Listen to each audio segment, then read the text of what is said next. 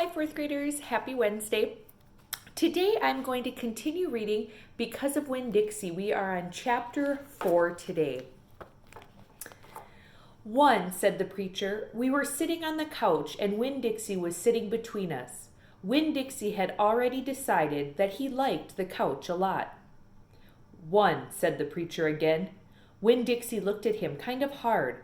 Your mama was funny. She could make just about anybody laugh. 2, he said. She had red hair and freckles. Just like me, I said. Just like you, the preacher nodded.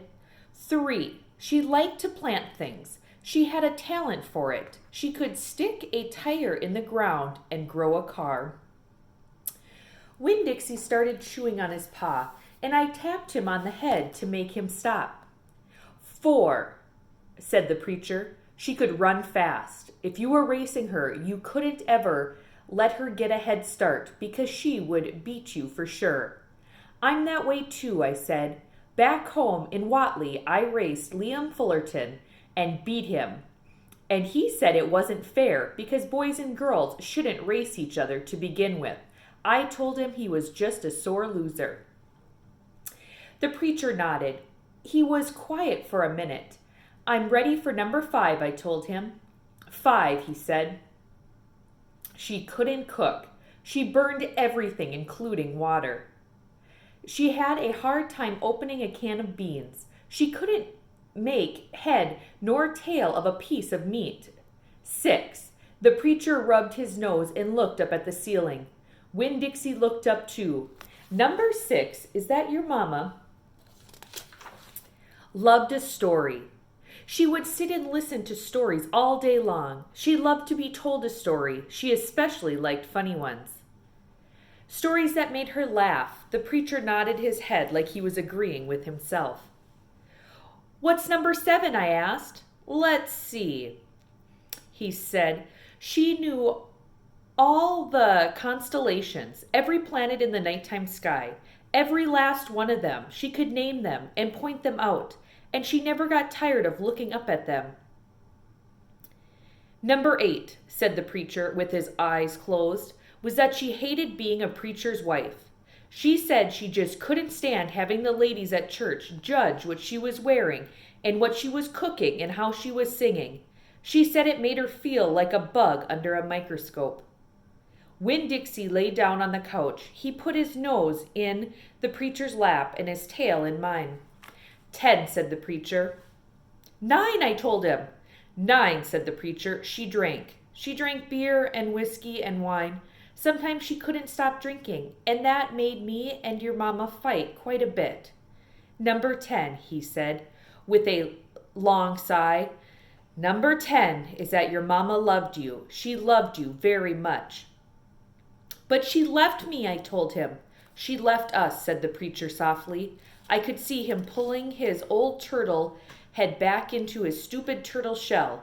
She packed her bags and left us, and she didn't leave one thing behind. Okay, I said. I got up off the couch. Winn-Dixie hopped off too. Thank you for telling me, I said. I went right back to my room and wrote down all 10 things that the preacher had told me. I wrote them down just the way he said them to me so that I wouldn't forget them. And then I read them out loud to Winn-Dixie until I had them memorized. I wanted to know those 10 things inside and out. That way, if my mama ever came back, I could recognize her. And I would be able to grab her and hold her onto her tight and not let her get away from me again. Chapter number 5. Winn-Dixie couldn't stand to be left alone. We found that out real quick. If me and the preacher went off and left him by himself in the trailer, he pulled all the cushions off the couch and all the toilet paper off the roll. So we started tying him up outside with a rope when we left. That didn't work either. Winn-Dixie howled until Samuel, Mrs. Detwiller's dog, started howling too. It was exactly the kind of noise that people in an all-adult trailer park do not like to hear. He just doesn't want to be left alone, I told the preacher. That's all. Let's take him with us. I could understand the way Winn-Dixie felt. Getting left behind probably made his heart feel empty. After a while, the preacher gave in, and everywhere we went, we took Winn-Dixie, even to church. The Open Arms Baptist Church of Naomi isn't regular-looking church. The building used to be a Picket Quick store, and when you walk in the front door, the first thing you see is the Picket Quick motto. It's written on the floor in little tiny red tiles that make great big letters that say, "Pick, pick, pick, quick, quick, quick." The preacher tried painting over those tiles, but the letters won't stay covered up, and so the preacher has just given up and let them be. The other thing about the Open Arms that is different from other churches is there aren't any pews. People bring their own fold-up chairs and lawn chairs, and so sometimes it looks more like a congregation is watching a parade or sitting at a barbecue instead of being at church. It's kind of a strange church, and I thought Winn-Dixie would fit right in. But the first time we brought Winn-Dixie to the Open Arms, the preacher tied him outside the front door. "Why did we bring him all the way here just to be tied up?" I asked the preacher. "Because dogs don't belong in church, Opal," the preacher said. "That's why." He tied Winn-Dixie up to a tree and said how there was a lot of shade for him and that it ought to work out real good. Well, it didn't. The service started and there was some singing and some sharing and some praying. And then the preacher started preaching, and he wasn't but 2 or 3 words into his sermon when there was a terrible howl coming from outside. The preacher tried to ignore it. "Today," he said. "Oh," said Winn-Dixie. "Please," said the preacher. "Oh," said Winn-Dixie back. "Friend," said the preacher. "Oh," wailed Winn-Dixie.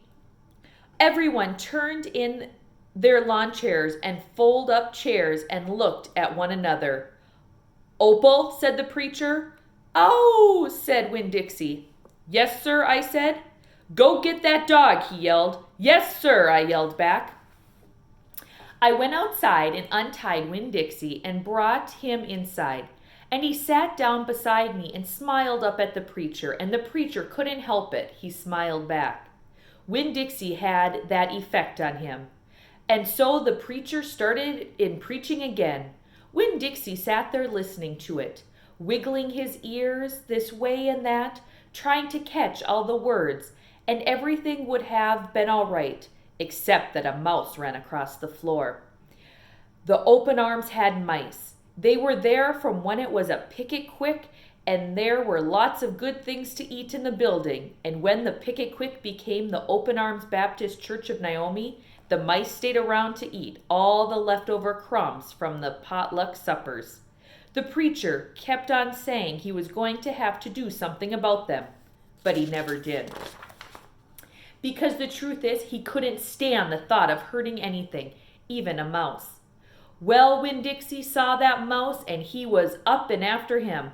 One minute, everything was quiet and serious, and the preacher was going on and on and on. And the next minute, Winn-Dixie looked like a furry bullet, shooting across the building, chasing that mouse. He was barking, and his feet were skidding all over the polished Picket Quick floor. And people were clapping and hollering and pointing. They really went wild when Winn-Dixie actually caught the mouse. "I have never in my life seen a dog catch a mouse," said Mrs. Nordley. She was sitting next to me. "He's a special dog," I told her. "I imagine so," she said back. Winn-Dixie stood up there in front of the whole church, wagging his tail and holding the mouse real careful in his mouth, holding on to him tight but not squishing him. "I believe that mutt has got some retriever in him," said somebody behind me. "That's a hunting dog." Winn-Dixie took the mouse over to the preacher and dropped it at his feet. And when the mouse tried to get away, Winn-Dixie put his paw right on the mouse's tail. Then he smiled up at the preacher. He showed him all his teeth. The preacher looked down at the mouse. He looked at Winn-Dixie. He looked at me. He rubbed his nose. It got real quiet in the Picket Quick. "Let us pray," the preacher finally said, "for this mouse." And everybody started laughing and clapping. The preacher picked up the mouse by the tail and walked and threw it out the front door of the picket quick, and everybody applauded again. Then he came back and we all prayed together. I prayed for my mama. I told God how much she would have enjoyed hearing the story of Winn-Dixie catching that mouse. It would have made her laugh. I asked God if maybe I could be the one to tell her the story someday. And then I talked to God about how I was lonely in Naomi because I didn't know that many kids, only the ones from church. And there weren't that many kids at the open arms. Just Dunlap and Stevie Dewberry, two brothers who weren't twins but looked like they were, and Amanda Wilkinson, whose face was always pinched up like she was smelling something real bad, and Sweetie Pie Thomas, who was only 5 years old and still mostly a baby. And none of them wanted to be my friend anyways, because they probably thought I'd tell on them to the preacher for every little thing they did wrong, and then they would get in trouble with God and their parents. So I told God that I was lonely, even having Winn-Dixie. And finally, I prayed for the mouse. Like the preacher suggested, I prayed that he didn't get hurt when he went flying out the door of the Open Arms Baptist Church of Naomi. I prayed that he landed on a nice, soft patch of grass. Chapter number 6. I spent a lot of time that summer at the Herman W. Block Memorial Library. The Herman W. Block Memorial Library sounds like it would be a big, fancy place, but it's not. It's just a little old house full of books, and Miss Franny Block is in charge of them all. She is a very small, very old woman with short gray hair, and she was the first friend I made in Naomi. It all started with Winn-Dixie not liking it when I went to the library because he couldn't go inside too. But I showed him how he could stand up on his hind legs and look in the window and see me in there, selecting my books, and he was okay, as long as he could see me.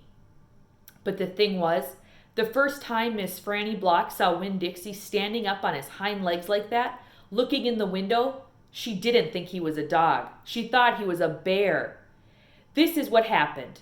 I was picking out my book and kind of humming to myself, and all of a sudden, there was this loud and scary scream.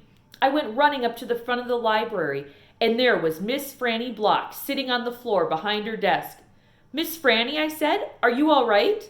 "A bear," she said. "A bear?" I asked. "He has come back," she said. "He has?" I asked. "Where is he?" "Out there," she said, and raised a finger and pointed at Winn-Dixie standing up on his hind legs, looking in the window for me. "Miss Franny Block," I said, "that's not a bear. That's a dog. That's my dog, Winn-Dixie." "Are you positive?" she asked. "Yes, ma'am," I told her. "I'm positive. He's my dog. I would know him anywhere." Miss Franny sat there trembling and shaking. "Come on," I said. "Let me help you up." "It's okay." I stuck out my hand and Miss Franny took a hold of it, and I pulled her up off the floor. She didn't weigh hardly anything at all. Once she was standing on her feet, she started acting all embarrassed, saying how I must think she was a silly old lady, mistaking a dog for a bear, but that she had a bad experience with a bear coming into the Herman W. Block Memorial Library a long time ago, and she had never quite gotten over it. "When did that happen?" I asked her. "Well," said Miss Franny, "it is a very long story." "That's okay," I told her. "I am like my mama in that I like to be told stories. But before you start telling it, can Winn-Dixie come in and listen too? He gets lonely without me." "Well, I don't know," said Miss Franny. "Dogs are not allowed in the Herman W. Block Memorial Library." "He'll be good," I told her. "He's a dog who goes to church." And before she could say yes or no, I went outside and got Winn-Dixie, and he came in and lay down with a humph and sigh right at Miss Franny's feet. She looked down at him and said, "He most certainly is a large dog." "Yes, ma'am," I told her. "He has a large heart, too." "Well," Miss Franny said. She bent over and gave Winn-Dixie a pat on the head, and Winn-Dixie waved his tail back and forth and snuffled his nose on her little old lady feet. Let me get a chair and sit down so I can tell this story properly. And that is the end of chapter 6. We will move on to page 45 and chapter 7 tomorrow. Okay, thank you for listening, fourth graders. Have a wonderful afternoon.